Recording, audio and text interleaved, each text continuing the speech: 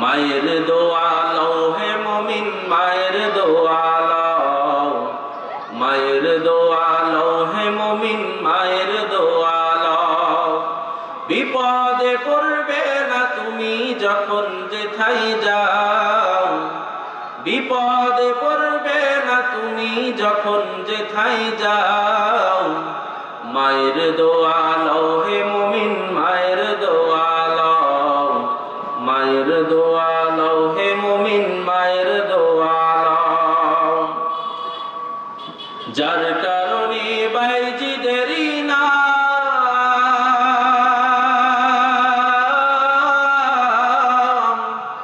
ছড়িয়েছে বিশ্বভুবন,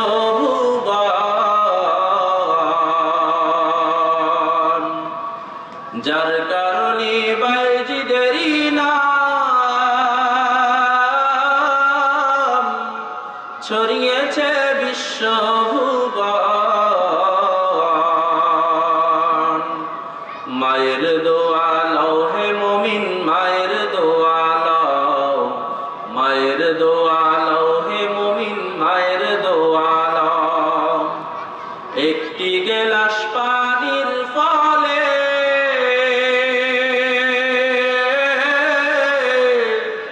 বাইজিদের কোলে তুলে, একটি গেলাস পানির ফলে বাইজিদের কোলে তুলে। হাত তুলে মা বলে বাইজিকে ওলি বানাও, হাত তুলে মা বলে বাইজিকে ওলি বানাও। মায়ের দোয়া লও হে মুমিন মায়ের দোয়া লও, মায়ের দোয়া লও হে মুমিন মায়ের দোয়া লও। বিপদে পড়বে না তুমি যখন যেথায় যাও, বিপদে পড়বে না তুমি যখন যেথায় যাও। মায়ের দোয়া লও হে মুমিন মায়ের দোয়া লও, মায়ের দোয়া লও হে মুমিন মায়ের দোয়া লও। কার দোয়া নিব বলেন? মায়ের দোয়া। কার দোয়া? মায়ের দোয়ার কারণে হযরতে বায়েজিদ বুস্তামি রাহমাতুল্লাহি আলাইহি বিখ্যাত ওলি হয়েছেন। কথা সঠিক কিনা? বিখ্যাত ওলি হয়েছেন কিনা? হযরতে বায়েজিদ বুস্তামি রাহমাতুল্লাহি আলাইহি মায়ের দোয়ার কারণে। এইজন্য পিতা মাতার সঙ্গে কখনো অসদাচরণ করবেন না। রাসূল করিম সাল্লাল্লাহু আলাইহি সাল্লাম বলেন, قال رسول الله صلى الله عليه وسلم رضا الرب في رضا الوالد وسخط الرب في سخط الوالدين। এ আমার উম্মতেরা শুনে নাও, শুনে নাও, তোমরা তোমাদের পিতা মাতার সঙ্গে অসদাচরণ করিও না। এ দুনিয়ার উম্মতেরা শুনে নাও,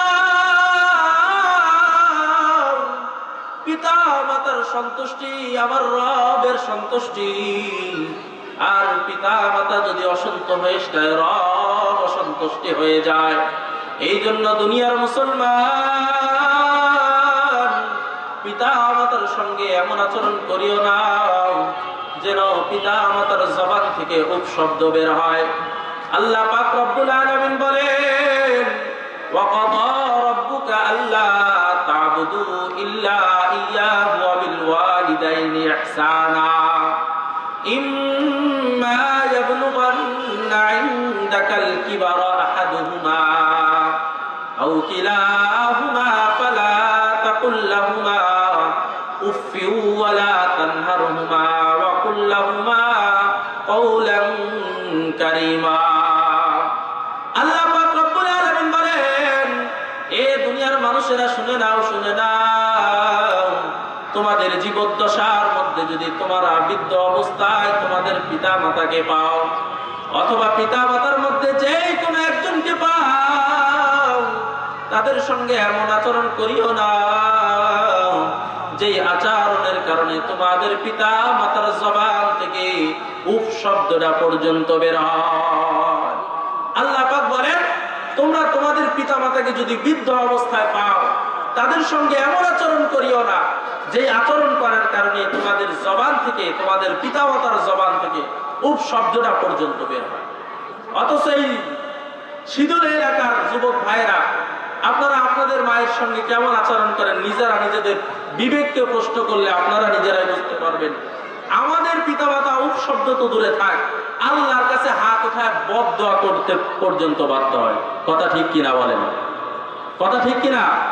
আমাদের পিতামাতারা আমাদের জন্য হাত উঠায় আল্লাহর কাছে বদদোয়া করতে বাধ্য হয়। এত খারাপ আচরণ আমরা এই জামানার যুবক ভাইয়েরা আমাদের পিতামাতার সঙ্গে করি।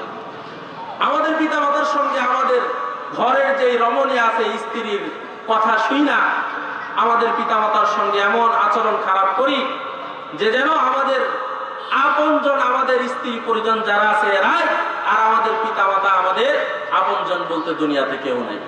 কথা সঠিক কিনা বলেন? এই জন্য তিন কথার সাথী পাইয়া, ওই যে মৌলানা বজলুর রশিদ সাহেব যে বলছিল, তিন কথার সাথী পাইয়া পিতামাতাকে ভুলে যায় না। কারণ আপনার স্ত্রী আজ আছে কাল নাই, একটা গেলে আরেকটা আছে, কিন্তু পিতামাতা তো একটা গেলে আরেকটা নাই। আছে? কথা বলেন, পিতামাতা একটা গেলে আরেকটা আছে না। মা এমন একটা সম্পদ, পিতা এমন একটা সম্পদ যেটা একটা গেলে আরেকটা পাওয়া যায় না। তবে হ্যাঁ, স্ত্রীর সঙ্গে খারাপ আচরণ করা যাবে না, সে পরের মেয়ে, তার উপর জুলুম করা যাবে না। তাই বলে এটা নয় যে স্ত্রীর কথা শুই না আমি আমার মায়ের সঙ্গে, আমি আমার পিতার সঙ্গে অসদাচরণ করব।